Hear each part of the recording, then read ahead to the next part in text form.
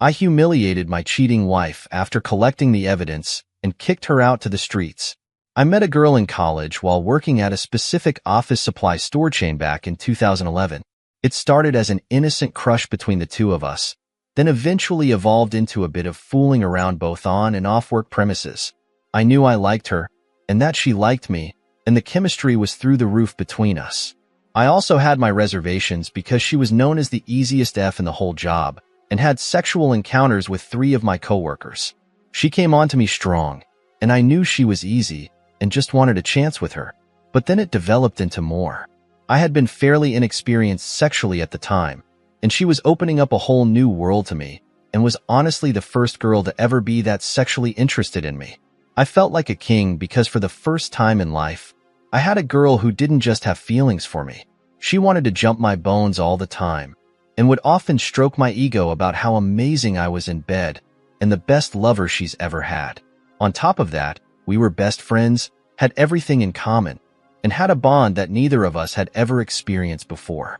It was an incredible start. This went on for a while until I finally made things official with her. We continued to fool around inside and outside of work, and things were great, until the newness started to slow down. At about the 6-month mark of our relationship, I noticed her sexual energy was kind of off. The dirty talk stopped, the enthusiasm subsided, and while her feelings for me were clearly getting stronger, we were saying I love you by then, the sexual chemistry died down a bit. I chalked it up to the fact that couples grow out of the honeymoon phase and start to settle into a sustainable routine. I was in decent shape at the time, treating her well and doing what would be considered necessary as the foundation of good sex and chemistry. We still had sex when we could, but it just wasn't as magical as it had once been due to her declining interest. At the time, we weren't living together, and she would often promise me that if we lived together, things would be different. This is where I began to start chasing the dragon, so to speak. I eventually brought up the issue again to her when I noticed things still weren't improving, and told her it was important to me and something I felt I needed to not only feel connected with her on a deeper level, but also as a man. It feels good to know you are wanted and needed by your partner, both physically and emotionally. She said it was nothing, and essentially she hadn't noticed a change. She told me things were fine and that she was just growing up. She considered her previous sexual energy as immature, and that she isn't the type anymore to be all over a dude like that. We still continued to have sex once a week, sometimes more, but it was never quite the same. Occasionally, she would revive some of that old enthusiasm on vacations, or times where she was particularly horny. In addition to our declining sex life, I started to notice little red flags, which were ultimately ignored in the long run, like her not being super generous, not being thoughtful as a partner. She had a habit of taking but not giving, and had no interest in doing anything to strengthen our relationship. She became complacent, lazy, combative, disrespectful, secretive, and generally took me for granted. Our first big blowout was over something I saw on her phone under the Whisper app. The Whisper app is essentially a place where you can make anonymous statements out into the ether with no consequences since there is no identifying information. One thing she posted was, "I want to F my professor so badly." Someone replied to her message in a DM and said, "Just do it." She responded with, "I'm trying, huh?"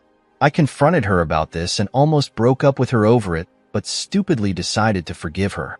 This started a long trend of finding incriminating evidence in her phone. I should note that she had a rough childhood and had been diagnosed with depression and anxiety.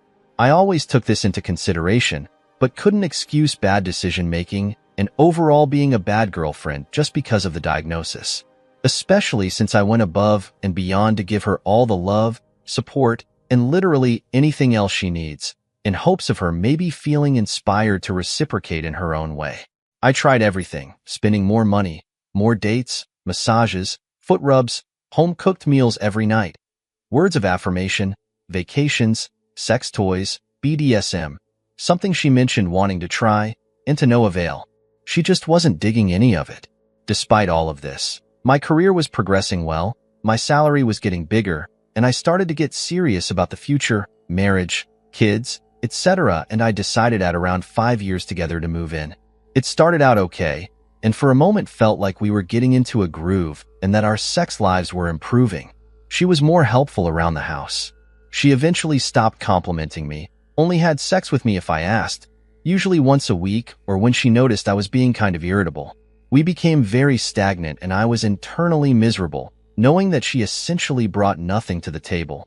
Financially, I was the breadwinner and paying for mostly everything, didn't work, to improve our home life, and could care less if I was being satisfied, despite having all her needs met and having an incredible support system. I kept trying to do my best and one-upping myself, went on self-improvement journeys, tried to communicate more, and kept giving. She would say she's trying, but it was always in a way that was the least amount of effort and bare minimum, and would complain that nothing was ever good enough for me. Forgetting to do anything for my birthday, no sex on Valentine's Day despite giving her the works, coming home to her being off of work all week in a dirty house, while the first thing she asked me is what's for dinner. I was becoming exhausted with her and felt like a parent, not a partner. She ignored everything as usual and kept chugging along, thinking my life is this way because I'm not good enough. I need to improve in every way so she can finally see that I'm deserving of love and affection and that I'm worth putting effort into. My self-esteem was nothing at this point, and I eventually decided that the only way to fix this and finally get the girl I fell in love with back was to marry her. Insert facepalm here. I was still holding on to the sporadic moments of affection, the hope of better days, and the fact that if she was everything I needed before that, improving myself and her life can bring her back. In 2019, we finally tied the knot and had a beautiful destination wedding in Jamaica where I told everyone who ever knew us that she's the one and we will be together forever. This is where our relationship started to take a turn for even worse.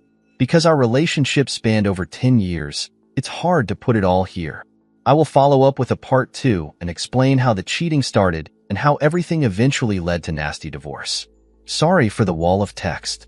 Alright, Mac John 77 says, this story is an absolute train wreck. You start dating a girl because the sex is great. Eventually the sex dies down and she starts being less affectionate. So you move in with her? Then this continues and escalates and you find evidence of her either cheating or at least wanting to cheat. So you marry her? At a certain point, I have to start taking the blame off of her. She showed you who she really is, repeatedly. You just chose not to believe her. Opie replies, for sure, man. 6 months later, I get it now and obviously, see what you mean. Young, dumb, insecure, and inexperienced. Trust me, I know after a certain point it was my fault for ignoring red flags and pushing forward. Let's go to part 2 and 3. So after our massive destination wedding and tens of thousands of dollars spent on an elaborate display of love, things didn't immediately decline. They actually improved a little. We spent the next few months in what felt like a mini honeymoon phase as we enjoyed the new title and presenting ourselves to our friends and loved ones as the couple that had made it. It felt like we had a fresh start. And while things weren't perfect, I saw her starting to try a little more. She was slightly more affectionate, a little more enthusiastic during sex, helping around the house, and with bills a lot more. She eventually decided she wanted to go back to school so that she could make more money and contribute more. And I agreed to take care of the bills while she used the money from her part-time job to pay for her school. It was at this point that the micro-cheating started to pick back up. The micro-cheating. 2014, before marriage.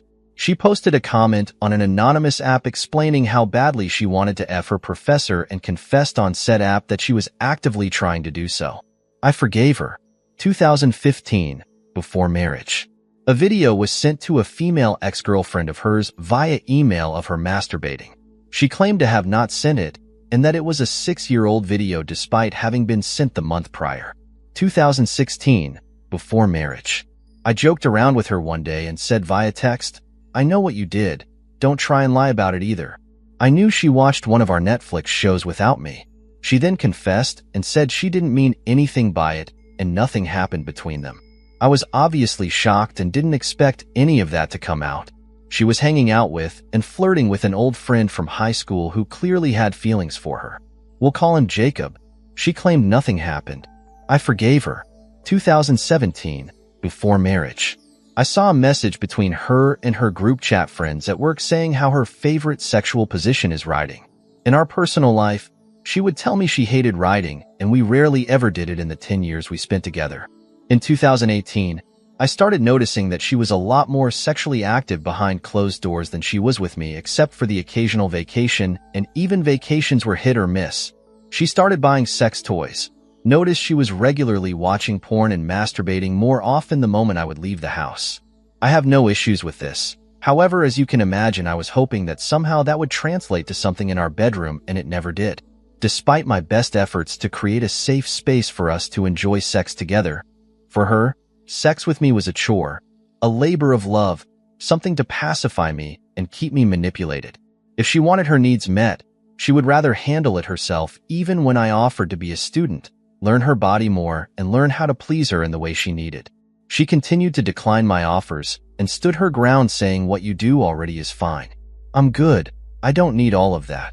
2019, 4 months before the wedding. I noticed her starting to become friendly with coworkers at her new job. This wasn't a problem, but they were a group of immature party girls that were dealing with a lot of situationships, according to her stories with them. I would often drop her off and pick her up from work to make things easier for her, so I eventually got to learn a lot about her coworkers. However, there was a particular gentleman at her job that seemed to have a lot of attention from the ladies at work. We will call him Jason. Jason was a good-looking guy, on the shorter side but very fit, muscles and all, and many ladies at the job were willing to be a side chick to him since he had a girlfriend. One day, I came across a message to her friend at work explaining to her how hot she thought he was, how she's obsessed with his abs, and she thinks that Jason is going to get her in trouble with her fiancé one day. I confronted her and took the brunt of the blame for invading her privacy. However, the one time every few months that I would snoop through her phone, there was always something incriminating there. I never enjoyed looking through her phone because I knew I would always find something. We moved past that incident and still got married. In 2020, things started to decline as her mental health started to take a hit from the stressors she had in life. School, work, me, and my constant requests for improvement and for us to work together to make our lives better. The first thing that got me considering the idea of leaving was our first wedding anniversary. She didn't bother getting me a gift despite me getting a homemade gift for her and treating her to a day full of activities and a nice dinner. That night, she apparently decided that my gift was going to be sex, and she laid on the bed and with the most begrudging voice ever she said, "Come on, hurry up and get it over with." I declined. The next day when I confronted her about the lack of gift and her negative approach towards initiating sex, she got defensive and said, "I forgot. Okay? I just didn't think about it. And in regards to the sex, nothing is ever good enough for you. Everything I do is wrong somehow." She began being a little more complacent. And while she was like a best friend to me, she lacked a lot of the characteristics that would make us feel like more than roommates. Friends with occasional benefits at best. We always got along when it came to things unrelated to our relationship, but I always felt like I was getting the bare minimum from her and constantly starving for love, affection, and sex. She used this to her advantage often and would attempt to use sex as an apology or get out of jail free card whenever I brought up an issue to her. Things chugged along, and we continued going through the motions. We were on vacations, activities, adventures, dinners, you name it. And it was still always just a watered-down version of the person I truly knew her to be. She was my best friend, but I started having trouble seeing a happy future with her. 2021, after marriage. I broke down one day after coming home randomly with my brother, catching her masturbating to a picture of Jason after we hadn't had sex in almost a month. I told her it made me feel unwanted, and it hurt to feel like I'm being deprived because you are focusing your sexual energy on him by yourself. She denied it, said it's not like that, and that she still needs me and what I have to offer, and attempted to be the best version of herself for me for about a week in order to bring me back in. I fell for it. Not too long after this, her mental health took a turn for the worst and she admitted herself into a psych ward. I came and visited her every day after work for 3.5 weeks straight, sat with her in the mandatory therapy sessions, and even brought her favorite foods and snacks when she didn't like the lunch offered that day. I believed if she can overcome her depression and get the correct treatment and therapy that she would be a better person for me and our relationship would improve as a result. It did not. 2022, after marriage. This is when everything officially went a crap. Notice that she is spending a lot more time with our friends and partying and having fun. There was also a trend of being really casually dressed when we went out, but being dressed to impress when she went out with her coworkers. She also developed a new habit of posting overly sexual memes and text posts that were vague, but still clearly had nothing to do with me based on her current sex life. I would question her about it when she would reference things like she loves in the bedroom in these story posts, and I would ask, "Is that something you enjoy? I can do that for you if you like." And she would just kind of dismiss it, feeling as if I was trying to control what she does on her social media. Not too long after this, I'm cleaning under our bed and I find a massive dildo, and I mean massive. I told her it made me uncomfortable that you were using it based on her lack of sex life, and she claimed that she has never used it before. I moved on, but as you can imagine, it left me with a very weird insecure feeling that just never sat right with me. At this point in my life, my career was going well. I had side hustles and passive income streams set up and had started to become a little more consumed with work. However, always set aside entire days and weekends for us to spend together doing something she loved, and I would always spoil her and try to take care of her emotional needs the best I can. I got really into NFTs at the time, and during a week-long NFT convention, I spent a lot of time out that week networking and meeting people from the space. I'm not usually that guy. I'm usually home doing something nerdy and really only went out with my wife and my boys occasionally. However, that week I was out late almost every day and let her know ahead of time that this was going to be the case and that it would only be temporary, even going as far as to invite her to all of the events I was able to get her into. One morning, I was out late for the Bored Ape Yacht party and was communicating with her the entire time, giving her my timeline and when I planned to arrive home. I found it odd that she was up until 2 a.m. still texting back when she usually went to sleep early. Went home that night, found her still up and didn't think much about it. We both eventually fell asleep. The next morning I noticed she isn't in bed. She sometimes gets up before me, and I get woken up by the sounds of her Apple Watch buzzing frantically with text messages. I look over and see it's from a group message with her coworker and a number saved as Tim Bumble. I opened up the text from her and discovered they were speaking with a gentleman named Tim from the dating app Bumble who looked like a supermodel and sent them multiple pictures proving just how well endowed he was. Both my wife and her coworker were clearly interested in him, as I was hit with a long string of messages between the three of them planning a threesome for the following weekend. In addition to that, nudes were contributed to the group text by each party member, and there was even a side conversation between my wife and him outside of the group chat where she expressed her personal interest in his member and the things she wanted to do to him. I officially lost my crap, and things didn't just go downhill from there. They went off a freaking cliff. Edit. Part 3 since it was removed. So after finding a mountain of incriminating evidence against her, I gathered my thoughts and proceeded to confront her with A. Who the EFF is Tim? She told me that it was her coworker's friend and that she was putting on an act with him in order to help her coworker out.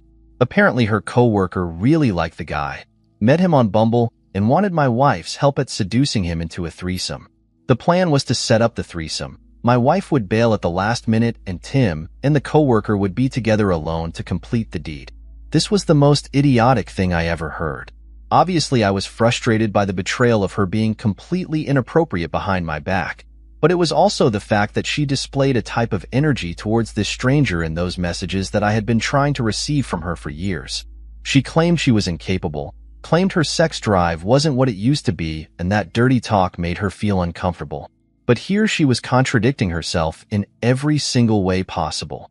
We cooled off for a bit, and I went to a friend's house for 2 days to clear my head and figure out the next steps. We were a week away from going on a 7-day cruise we had planned prior, and I was trying to figure out what to do about it. She obviously apologized profusely and admitted it was dumb to ruin her marriage over helping a friend EFF a stranger.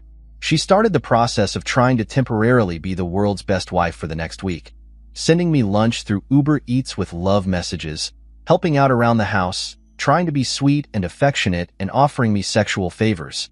One particular night, we had really great, mind-blowing emotional sex that reminded me of our earlier sex life, and it made me feel like this was the push she needed to get back into that headspace with me again. If this is what she will be like moving forward, then I could possibly move past things and start rebuilding trust again. So I forgave her and tried to move forward, even deciding to take her on the cruise with me. The cruise went all right for the first few days as I tried to keep my mind off things and enjoy the new effort she was putting in and the person she was trying to be for me, but it kept eating me up inside. Eventually, about 4 days in, I cracked and looked through her phone again to see if there was any evidence I was missing out on.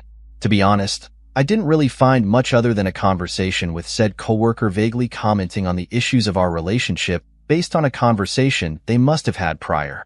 Apparently, she felt that there were issues and problems in the relationship leading to this that she felt comfortable telling her friends and coworkers, but never to me, even when we set time aside for weekly communication sessions. We argued about it, and she broke down crying and stayed in the cabin for the rest of the day, frustrated that I will never get over this and nothing she does will ever be good enough to fix it. The rest of the cruise was quiet and awkward as we tried to make the best of the situation, but the vibe just wasn't the same. When we got back, we started to discuss couples therapy and ways for us to build back up the trust and spark in our relationship. She agreed, and I started looking up therapists and asking for her to do the same. She dragged her feet and never got around to the task despite spending hours scrolling on Instagram daily. Eventually, we found therapy we could afford and started doing sessions, but it was pointless since she put zero thought or effort into any of it and treated it all like a chore. Eventually, I snapped one day during our session, frustrated that she wasn't taking it seriously, frustrated that she didn't even help source the therapy for the problem she created, and even decided to post a funny meme that day about being in a threesome and not knowing what to do. Great meme, really funny, just a little too close to home. At this point, she was all out of effort and completely complacent and devoid of all giving a crap. She began doubling down on the partying and began hanging out and talking to Jason more, spending a lot more time portraying herself as a promiscuous woman on social media and denying a lot of my sexual advances. I stopped planning trips with her or anything for the future because of how weird and uncertain things were. We spent a few months in a weird twilight space where we just went with the flow as roommates, not working on the issues at hand and trying to ignore the dying relationship. It was at this point I started noticing her and Jason getting closer. She'd always mentioned that he was a cool dude and they had similar interests, smoking weed, gaming, anime, etc. I understood why they were cool, and she would say things like, "He's short, he has a girlfriend, we're just friends," nothing more, and I would accept it since I didn't have proof otherwise. I continued to snoop through her phone and didn't find anything incriminating other than walking to the train together after work and smoking weed on their lunch breaks. I told her based on recent events that alone time with him makes me uncomfortable, and I prefer if you not hang out with him alone outside of work. She agreed and assured me it would stop. A month later, I asked if she is still hanging out with him despite the picture being sent from him to her of her walking down the street. I don't know the reference behind this picture, and she claimed not to know why he sent it either. She assured me nothing was going on and sent me a screenshot of her text messages with him, which were few and far between over the course of the last few months, essentially saying that they barely communicate. One Sunday morning, she had plans for brunch with her friends, and she was dressed stunning. Of course, I had already felt like she put more effort into her appearance when going out with friends than with me, but I saw she was happy and excited for the day, and I tried to just internalize it. She noticed I was a little off and asked me, "What's going on with you? You seem upset about something." I told her how I felt, and she proceeded to cry, saying I always have to find a way to ruin her fun and put her down. "It's like you see me being happy about it, go have fun, and try to take it away from me before I go." That was never the case for me, and I explained that to her, but it fell on deaf ears, and she just left upset. She ignored my texts and calls the rest of the day as I tried to gauge when she was coming back home. My cousin was admitted to the hospital the day before, and I wanted to use the car to see her. She never responded. I ended up falling asleep waiting for her to come home around midnight, only to wake up when she drunkenly stumbles into bed and passes out with all her clothes on from the night before. She refuses to answer any of my questions and falls asleep. Me being upset and unable to sleep, I went into the living room to sleep.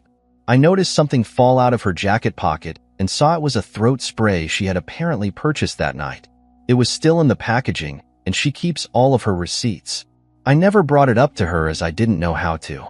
In the morning, I asked her what happened that night, and she said she got really drunk and was upset with me and wanted her space. She also told me that she decided to do coke that night for the first time. Neither of us had ever tried it because her friend really wanted some, and she tried to bump off a random dealer in the middle of the park to test it before purchasing. I freaked out and told her it was idiotic and irresponsible, and she could have died, but she brushed it off and told me I'm always mad about something. 2 days later on Yom Kippur, I went to work to see most people had decided to work from home that day. I wasn't aware that the holiday was that day and thought it back to earlier in the morning. My wife was getting ready for school as I was getting ready for work and was prepared to head into class. After realizing that she went to a public college and shouldn't have class that day, I called her to find out where she was. She never answered and instead texted me telling me she found out there was no class when she got there and was headed back home. It was around 12 p.m.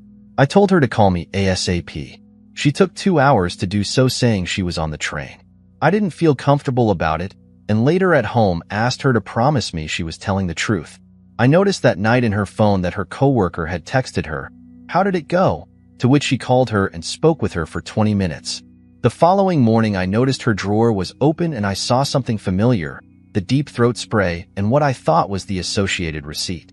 However, this time the throat spray was not in its original packaging and had clearly been used. The receipt next to it was actually for a McDonald's drive-thru order nowhere near our apartment or her school around the time she said she was on the train. I confronted her, and she assured me it wasn't her receipt and that she just tested out the spray. She also tried to convince me that she bought it for me and her to use, despite never telling me this and purchasing it on a night where she claimed to be mad at me. I asked her about what her coworker meant about how did it go, how did what go, and what did you guys talk about if there was no school that day. She dismissed it as her and her coworker just catching up. A month later, I found myself going through the phone records online trying to locate a number I had called in the past for tax help and realized that I was able to see who texts me and who I have texted going back months prior. I couldn't see the content of the texts, but I was able to see who sent what to who and when. Instantly, I decided to look under her phone records since I was the primary account holder. I noticed that she had been texting a certain number back and forth for months. I go to her phone to try to locate the contact, and lo and behold, it's Jason. Thousands of messages between them over the course of 3 months, none of which were reflected in the empty screenshot of her messages with him, meaning she must have been deleting everything as she goes. I was furious and confronted her. Prior to this, she told me she had no one to talk to about her problems and her world was falling apart because she had no support system like I did with my friends, despite how close she had seemed to get to her coworkers. When I confronted her about Jason, she finally admitted that they had become close and he was like one of her closest friends and that they confided in each other about their individual relationships and that it was platonic otherwise. She eventually also admitted that she had saw him that day on Yom Kippur when she went to school and that they still hang out outside of work. I was furious. This was the final straw, and I told her if you really like him that much, you should be with him. She yelled back frustrated, saying that she doesn't even like him like that, and nothing she said would get me to believe her. Claimed I was being jealous for no reason and that their friendship doesn't threaten us in any way. I couldn't trust her anymore and didn't believe anything she said obviously, so I reached out to Jason. I asked Jason if he was effing my wife, to which he claimed no, he wasn't. They just talk and hang out sometimes. He doesn't keep any records of their messages because he has a girlfriend and doesn't want any drama by saving texts with female coworkers. Claimed he doesn't mess with girls at work as a personal rule and apologized to me, telling me that, as a man, "I'm sorry you're going through this." I didn't know what to believe. I thanked him for the honesty and proceeded to tell my wife to leave the apartment for a few days while I packed my stuff. I packed, I cried. I said goodbye to my cats and goodbye to her, and proceeded to go to my father's house after the most traumatic final goodbye I had ever experienced. We were both devastated to see where we currently were after all we had been through and how far we had come. All I wanted was to go back to better days, but I couldn't stop thinking about the lying, the mistrust, the laziness, and the complete void left in me by being in such a toxic, unsatisfying relationship for so long. I became a shell of myself,